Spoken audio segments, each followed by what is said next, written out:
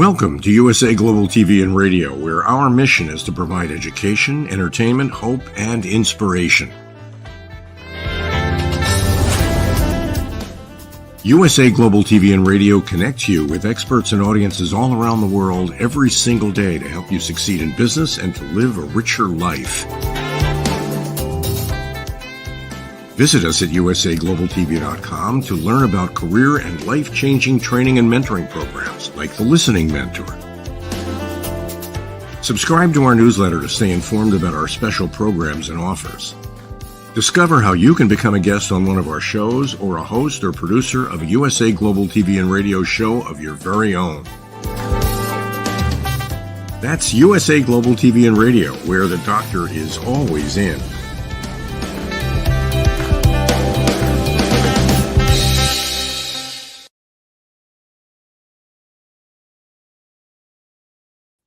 Welcome back home. This is USA Global TV and Radio. We are so grateful for each and every one of you who is joining us on our mission to grow our channels to 100,000 subscribers. I'm Dr. JACALYN KERBECK. I'm the President, Founder, and Chief Listening Officer here at USA Global TV and Radio. We provide world-class education. We provide entertainment, hope, and inspiration. Our show today is the Listening Mentor Show, and this is a show where the star of our show, Caroline.heward, the Harley Street stress expert, and I discuss topics that are really relative to listening skills, to relationships, to communication dynamics. And our topic today is a timely one. It's election dynamics, how national elections impact our ability and our relationships. So I'm going to bring out Caroline. She's joining us from London, where they're about to have their national election tomorrow, July the 4th. And we're going to discuss this. We're not political analysts or political correspondents. We are two women here on this TV show platform discussing elections. So without further ado, Caroline helps you bust your stress. She is our in-house resident therapist here on our platform, USA Global TV and Radio. She also is the host of her own show, A Woman's Prerogative, which is on Mondays on our channel here. Tuesdays some places else in the world. And also she has her own Talking Heads expert presenter show that's coming up very soon. Let's welcome Caroline. Hello. Hello. Wow, that was a long introduction. I know, I was thinking, yeah, that was long. But I was thinking there's something else that you do here, and I can't remember what it is. But anyway, you do a lot of things here, and you do them all well. So I'd love for you to share with our audience, the new people who are joining us, and maybe some people who've joined us before, and they know that you help bust stress, but they don't understand the process or how they can contact you and how they can work with you. Thank you, Dr. JACALYN. Well, that was a really big introduction. I don't really feel I need to say too much more. But how I help people is we mainly are complaining about something. It might be a physical ache and pain. It might be that you can't sleep. It might be that you have a relationship issue that's going on that you're complaining about. It might be that you're feeling very emotional about sadness, extra sadness, or loneliness, or heartache. It might even be something that's going on in terms of your work stress. Whatever it is, that is how your stress is manifesting. And I help you break through the patterns, the repeating patterns that create your stress.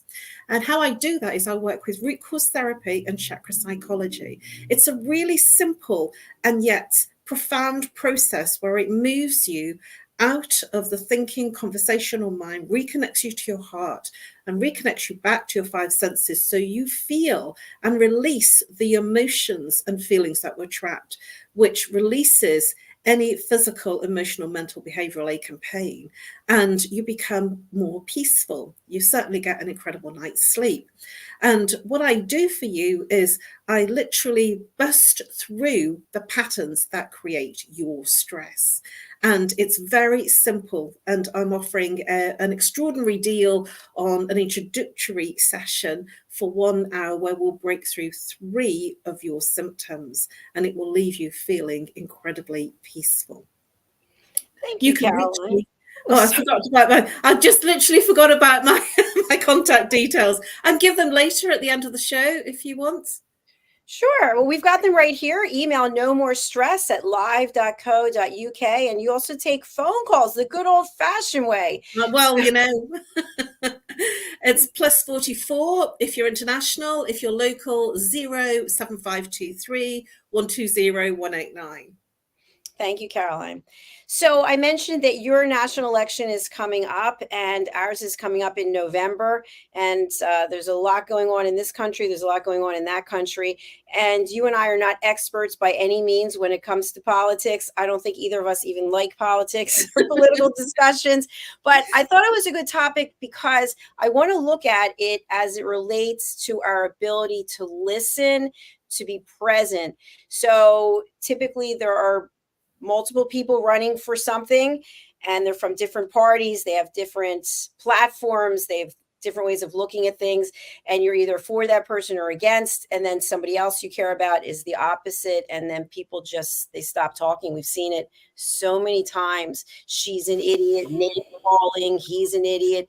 So let's get down to the root of it. What is it about, I'm going to use the word competition, okay, instead of an election. But what is it about a competition when there are multiple people competing for something and people are backing one or the other, even a horse race, for example? Well, what it does is it puts you into the masculine energy. When you're in competition, that's a masculine energy trait. So you're there in the very logical, the very practical, and analyzing what's going on rather than being in the emotions. But when it comes to elections, they do get quite emotional. So it's a very big misconstruct where it's very logical, practical. We'll do this, and this. But then people get so passionate, they move into their emotions. And when you're in the emotions, then your intelligence goes down. And so it then lands up being in an argument because there's right, I'm right, you're wrong. And my mother taught me when I was a child, very, very long time ago, she said, there's 3 things that you never discuss or argue about, and you will keep your friends forever. And the first one she mentioned was politics.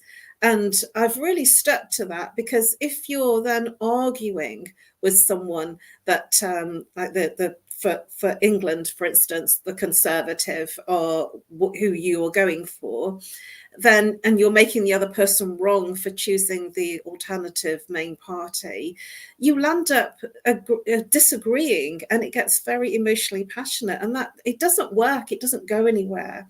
And there are many, many people that get into a headbutt situation, especially if they're on social media, arguing the points. And I saw that very much when we were exiting from when we were going through the Brexit situation, that there were people that got very, very passionate. And when somebody's passionate, it's very difficult for them to see the other side and to be agreeing to disagree. And so it's one of the things that I feel that if somebody gets very passionate, it's better to almost hold back on your views, even if you've said something, and allow them to express so it's all emptied, and so that you don't land up in that rebuttal or that tennis match of you saying one thing, they say another, and it doesn't feel very comfortable because you're on what I would call opposite sides of the fence, and that only leads to challenges and arguments that you don't really want because it's not a good place to be. So if somebody is that passionate, especially in this kind of time, like an election time, when they're in that space of logical and competition, to almost take a back seat and listen compassionately, because they clearly are passionate about what they're hearing. Thank you, Caroline. And I believe, and you can correct me if you feel differently, I believe part of the reason is sometimes the issues themselves will have an impact on the voter, for example, in an election. And someone might feel very passionate about the outcome if one person gets into the office or the other. And I'll just use an example, abortion. That's a highly contested topic, right? So someone might really feel strongly because they're going through a situation or someone in their family is going through a situation. And if this person gets in office, then XYZ might happen that would impact them. So that certainly is understandable that people have their opinions about different issues. I like what you shared, and I also practice that. I don't like to talk about politics at all, and I don't tell people what side I'm for or against. I don't In this, normally. yeah, in this country, I don't know if you have it or not, but if you are registered as a voter, people can typically find out which party you registered with. And you might have registered a long time ago, and maybe you're voting differently, but you're registered one way or another. But I find that I don't ask people about their politics, but some people will just put it out there anyway. And so you're in a situation where they're just giving you exactly what they think, and you may or may not feel the same. So, is there another way, in addition to going silent, is there another way to address the fact that you're not going to comment? Well, when somebody's passionate, it's a great question, by the way. When somebody's passionate, they will just take the lead anyway. They will just continue with the conversation because it'll be I'm right and whatever you say is wrong. And so that being silent is actually being actively in listening and not wishing to get into that debate where you disagree. And the person will be so passionate about it, they will just carry on and they will be oblivious to the fact that you have remained silent. And I feel that it's important to, rather than remain silent and not be listening, is to actively listen to what they have to say, because we all come from different places and from different experiences. And so all of our experience filters will be different. And so it's important to be respectful of that. And certainly in some countries where the elections are they're really big, and it's, sort of almost like having, sort of for America, for instance, the person that gets elected is like royalty, that it's a much bigger thing, I feel, in America. And we're almost following suit in terms of it becomes quite big, but we do have the monarchy in the UK. So I do feel that it's important to be actively listening, because you may have a difference of opinion. At the same time, it's important to understand that they will have their views based on what's happened in their lives and where they're coming from in terms of their experiences.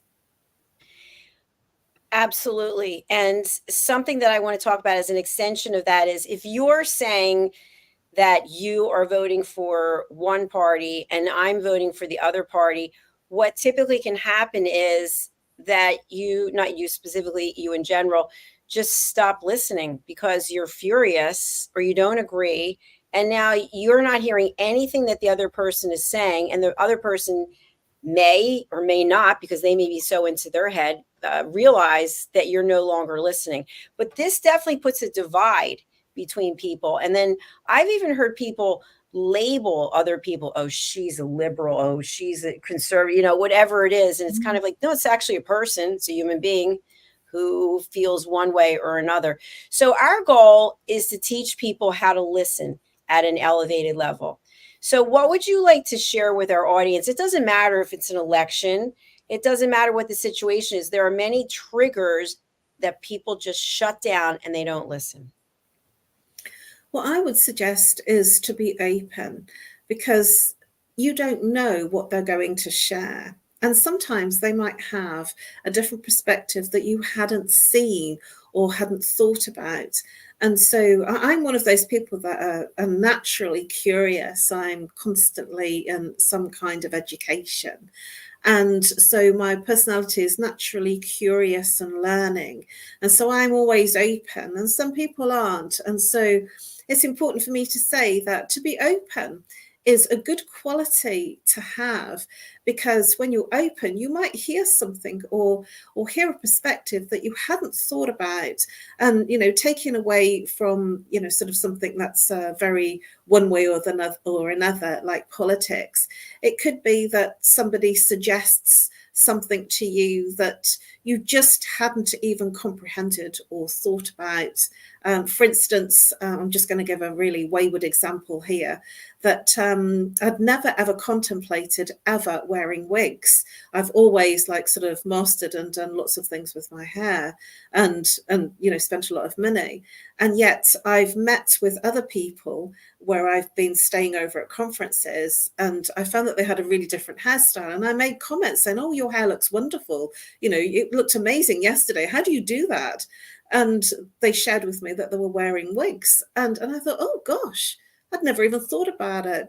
And it was something that if you hadn't thought about and it comes into your space, it might be something that you can consider. And for me, I've always, my pride and joy is my hair. And so I've never kind of considered it.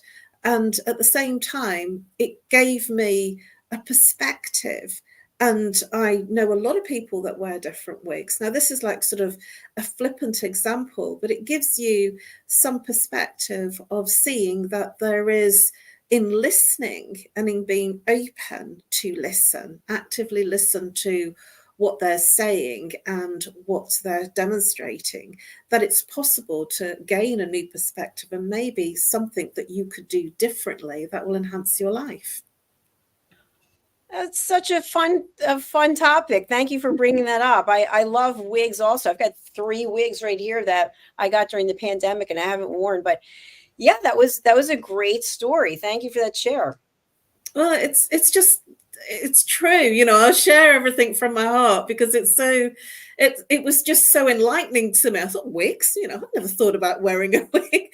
But a lot of people, I'm amazed how many people do. And it was the fact that their hair was just so pristine. I thought, how'd you do that? How'd you get it like that? Yeah, you know what, Caroline? I have to teach a course tonight, and I might just put on a wig, girl. That's what I might do. Thanks for bringing that up. So when we're on opposite sides of something, wearing a wig, not wearing a wig, for example, it doesn't matter what the issue is. I taught a class recently, and these people were suffering. They were in pain. I mean, they're in relationships that are not working. And in every case, they felt like they were right. It was so important to be right. And that doesn't help a relationship, right or wrong. What are the terms that we should reframe our relationship? Is it happy versus unhappy as opposed to right and wrong? Well, gosh, you really are bringing them on tonight. The right and wrong game, or what I say, the blame game. When you're in the blame game, there is this necessity in somebody's making the other person wrong. So I call that the blame game. Essentially, they're trying to win. It's a competition. And when you're not in competition or trying to win, you end up being more peaceful. And it's actually a very masculine trait to have to win. You win, I win, you lose, or you win, I lose. When you're in the win-lose situation, nobody really wins, and it doesn't leave you feeling wonderful, especially in a relationship. So compromise is what I would suggest, is to actively listen to what the other person wants, for you to then have the space to share what you want, and then to come to some agreement in the middle of what works for both parties. And when I was married, it's a long time ago now, there was some things that my then husband liked to do. He liked boats and being on a farm with his friends. And one New Year, we actually chugged along on this canal boat all the way from a long way away on the canal and to go into Little Venice, which is like it's all sort of canal. It's very pretty. On New Year's Eve, on the 31st of December, it was very cold. It was absolutely perishing, freezing cold, and we're hacking ice. And I literally had gloves on, little magic gloves, and I was holding the exhaust because it was so cold. And I remember saying to my then husband, I'm not doing this again. If you want to do this, that's okay. But what I did was I compromised. I didn't say no. I said, yeah, let's have a go. That sounds like fun. And when I realized how cold it was, and then I couldn't get warm, and I was literally hugging the chimney that came out of the where the engine was, holding the exhaust essentially. I just thought, well, this wasn't my idea of fun on a new year. But in compromising to look at it, to have a go, because I thought it sounded all very fairy tale and all very sweet. And the reality was, it wasn't. And all we had, instead of having a lavish meal at the end of it, all I wanted was hot soup because I was so cold and, sort of a hot toddy. So it wasn't the way that I wanted to celebrate New Year. And so I didn't do it again. But what I did do before I did it was compromise and say, yeah, let's spend some time with your friends and let's do that. So compromise is what I would suggest. My understanding from people who've been married for a long time is that there's a lot of compromise, but compromise isn't a word that everyone likes to embrace. Do you think it has anything to do with ego? Yes, it does. Because when you're in your ego, you're in an identity that needs to win. It's a blame game. It's a shame thing. And when you're in the ego, then there is right and wrong, blame and shame. And there is this identity that has to be seen to be doing well. And like sort of what I would call the one-upmanship. But when you're in a space where you're open to look at possibility, you're not then saying you're right and the other person's wrong.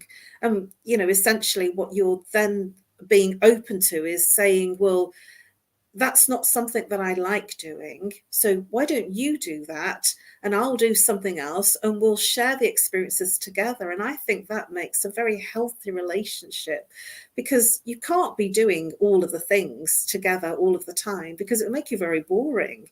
And so if you compromise and suggest that, you let the one partner do what they love and you do what you love, and when you come together, you're sharing that experience and it gives you more spark and more to share instead of doing everything together.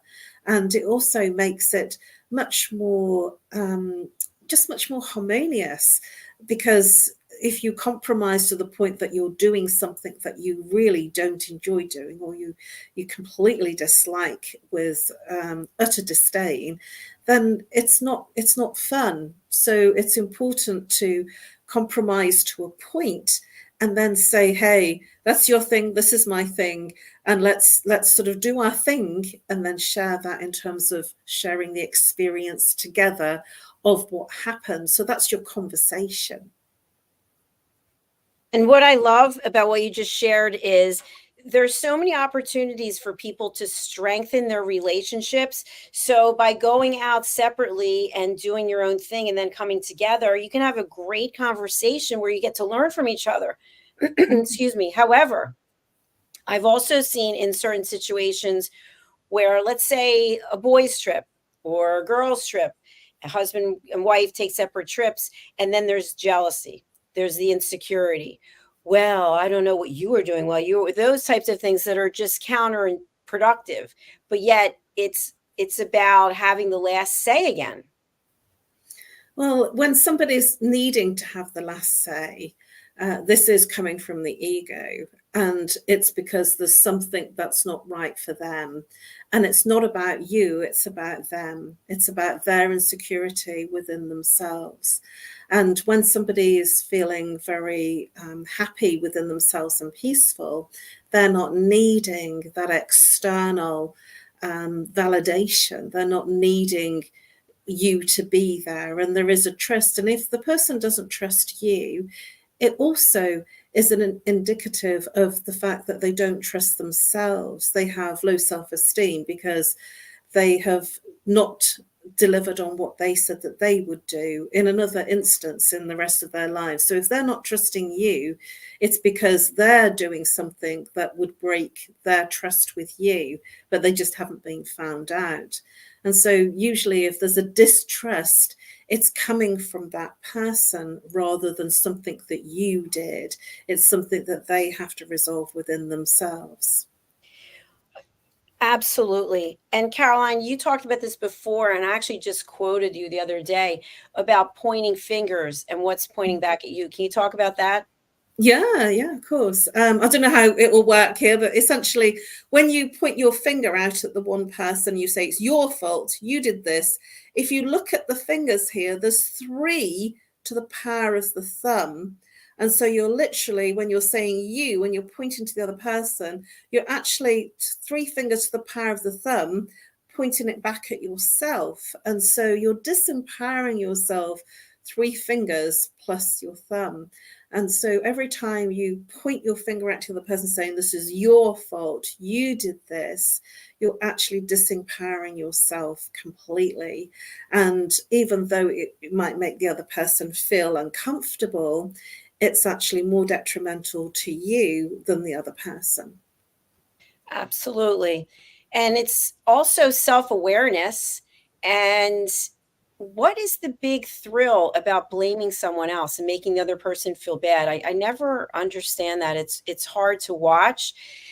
And we're talking again about elections, and elections bring out a lot of anger. You could see another side of a person that you didn't even know was there. So I also know in the States of a married couple, one is a conservative and the other one is a liberal. And it's amazing how they get along so well because they talk about their politics. And the reason I bring it up is you could be in a relationship with someone who feels completely different than you do. How can that work in a relationship if you are on exact opposite sides of anything? Well, opposites attract. So sometimes that will happen, and it might be that the very fact that you are opposingly opposite in the way that you think and the way that you're being is what's attractive and what creates the spark. As long as it doesn't get too into the fact that, some people get so passionate it can kill what is the nice thing about the relationship being opposites attract. And for instance, you can be very logical, very analytical. In one part of the relationship can be, the partner is very analytical, very very to the point, very in the head, in the mind space, in the logical space, and the other person can be very emotional, and that can really work because the chemistry is there. And so when you have 2 very logical people that are very analytical, then there's no spark, there's no chemistry. So the spark is very important. And at the same time, it can't be too sparky, you see what I mean? And so it's important to be understanding and kind to the differences and to embrace the differences rather than to push and make the other person wrong, because it's the differences that were the attractive bit in the first place. Yes, absolutely. And Caroline, I want to ask you because you and I, we share stories here, and I'm happy to share as well. Have you been in a relationship where someone was completely on the opposite side of a very important issue and somehow you both managed to make it work? Yeah, absolutely. It's sort of, I've always landed up with very logical people because I'm probably very illogical.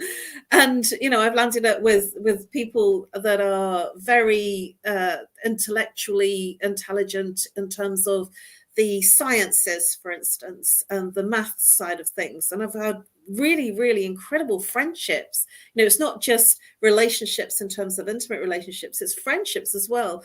All my friends are really good techie people, and I've never really considered myself, I've never considered that I've been technical. I've had to really learn and apply, to do what I do, which, as you know, that's what I've done, and I've achieved a lot from it, but it wouldn't be my natural.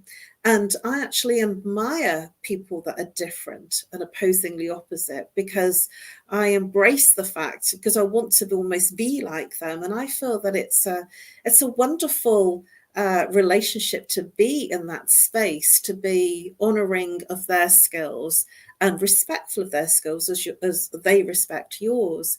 It's only when they don't respect your skills and then they start judging you for being different that creates the challenges, because the symbiosis of the two different types of people coming together make it really work. And I've just been very lucky that every time I've been in any kind of friendship or relationship, they always seem to be accountants or solicitors. And when I'm sitting next to somebody in a training room, it's somebody that's done some kind of stats type work or some kind of analytical work.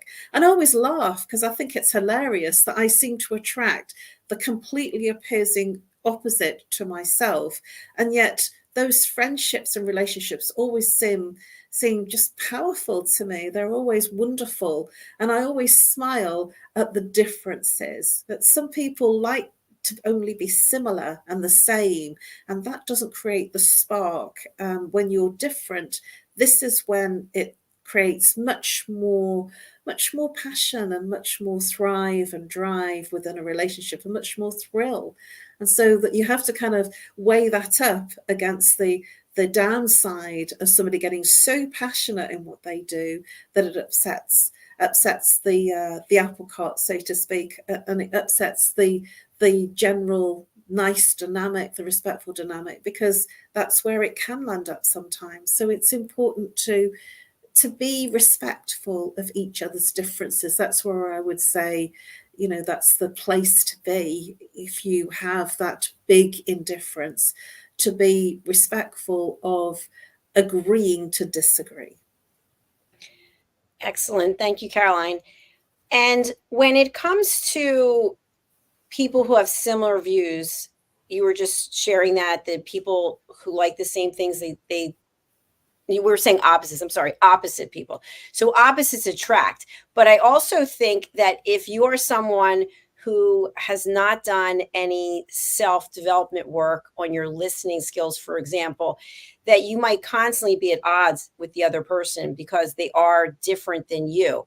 And the technique that you've used where you're being quiet and you're not being confrontational when someone has something to say, that's something that you've learned and something that you work on, as do I, all the time.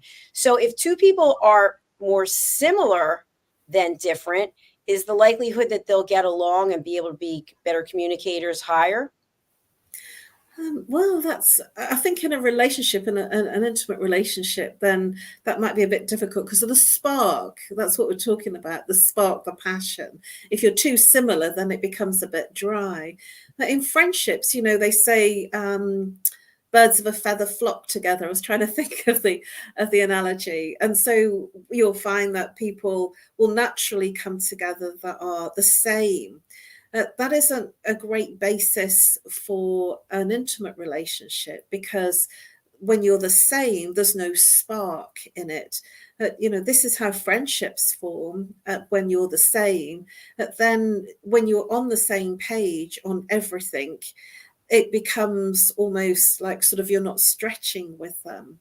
And to answer your question in a bigger way, in terms of the person that hasn't done any personal self-development work, they won't be on the same page. And because if you've done some personal self-development work on yourself and you've done some training where you have become more self-aware, and I think that's the term to use, if you're more self-aware, that you will see and feel that they've not done any personal self-development work on themselves.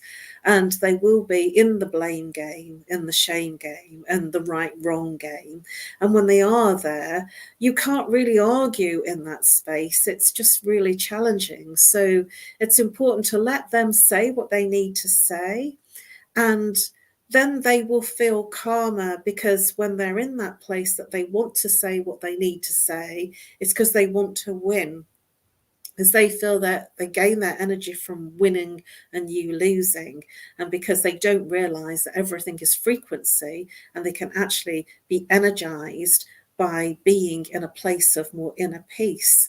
And so when they're in a place of more inner peace, they don't need to win and you lose, because they gain the energy anyway. So it is an energy game.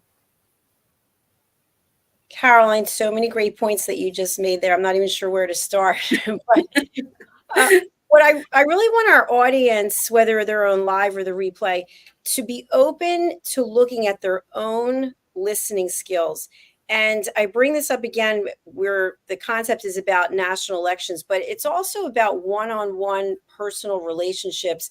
And what I found in the courses that I teach is that a person realizes there's dysfunction in their life.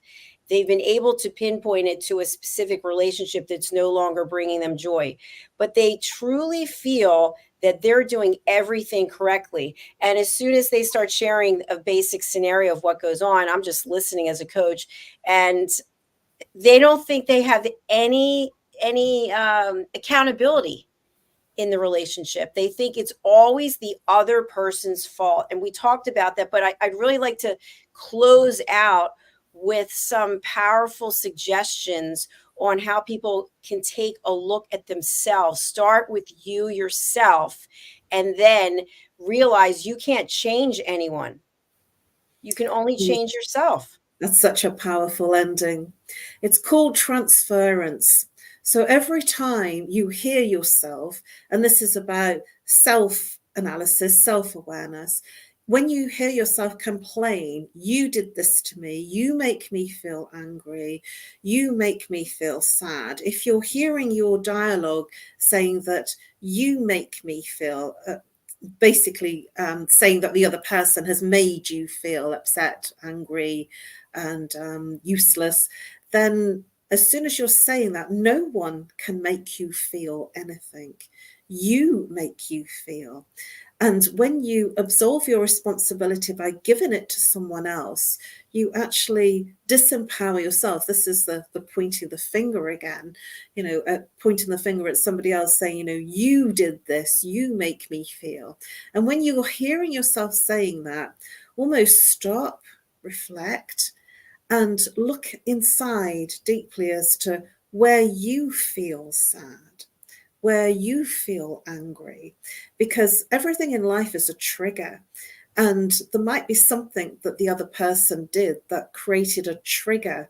And it's not that they did something to you personally, they're triggers, and they bring up an experience from your past, a same feeling, a same experience, a same emotion that is familiar, that you recognize. And it's that comes up, not that they made you feel anything. It's the trigger of whatever of the situation. It could be a piece of music, it could be a meal, it could be a place, something really out of context. And sometimes people say things like, this place makes me feel really creepy, I feel really sad here.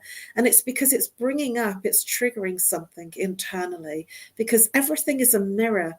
You are everything, and everything is you. And so when you realize that if you're feeling angry, there's something you need to look at internally that's causing you to feel angry, because the other person may have their anger, but when it meets your anger, your frequency is the same, and that's how it affects you. So each time that you hear yourself say, you make me feel, remember, no one can make you feel anything. You yourself make you feel angry, sad, bitter, frustrated. And then that gives you all of the control and all of the responsibility to change how you feel. It's so empowering, isn't it, to be able to have a say in our own behavior and how we're showing up for ourselves as well as other people.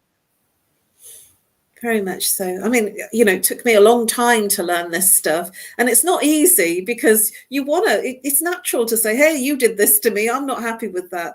But it's what happens, how you take it on, that is the difference in terms of being able to handle. If I'm feeling sad, for instance, and I'll give you a really good example, when there's like a bereavement, when I lost my dad, and that was a long time ago, it was in 2000. And then on the anniversaries, even though it was 24 years ago, I feel emotional. And it's really quite interesting when I meet somebody, especially on those anniversaries, and I feel emotional. And it's not that I'm with it all the time. It's just the reminders, the time, the triggers, the times, the anniversaries, the birthdays. It's the reminders. And then I will probably meet somebody that's also just had a bereavement, and they'll be in a conversation. It's because everything is frequency, everything is energy. We're in the same vibration. And if I'm feeling sad because it's an anniversary, and it's my father's anniversary of his birthday coming up very soon, in a few days, I know that when I write my post, I literally am crying through it. And it's my, and I'm thinking, what's the matter with me? This is 24 years ago. But it just shows her feelings, and it shows that I'm not dead, and it's okay. I'm not in that space all the time. But, when you're in this space of anniversaries, like the first anniversary, if you're not feeling the emotions, then, it will be difficult for you to really, truly move on. And so what will happen is you'll be feeling a sadness, like I'm feeling a sadness, and then somebody else will feel a sadness, and our energies will meet, and we'll talk about a sadness. And that's how it works. We're on a vibration together, and then that might disappear. The next day I might be feeling something else. I'm feeling high gratitude for my life, and then somebody will come into my space that is in high gratitude. So whenever somebody's angry, just look inside, see what you're angry about. And if you're not being affected, then it's their anger, and you won't feel anything. And if you need help, you can reach out to Caroline. Caroline, what's the best way for people to get in touch with you, and who would you like to contact you? Thank you, Dr. JACALYN. You can reach me on nomorestress at live.co.uk. And as Dr. JACALYN said earlier on in the program, I'm still old-fashioned, so you can reach out to me by call. If you're international, +44. If you're local, 07523 120 189. And I offer a free 15-minute mini consultation, and then an introductory 1-hour consultation at a ridiculous price of £50. And it's whatever is stressing you out. If you are feeling stressed, or you're feeling anxious, anxiety, depression, if you're feeling a level of anxiousness within a relationship, if something's not working. So if you're feeling literally out of sorts, whatever is not working for you, and you're not feeling peaceful, if you're not feeling peaceful and you want help to not feel that way, then reach out. And I'm definitely sure that I can help you bust your stress. Woo, bust your stress. I love it. I love it. Thank you, Caroline, for being here today. Thank you for sharing part of your evening with us.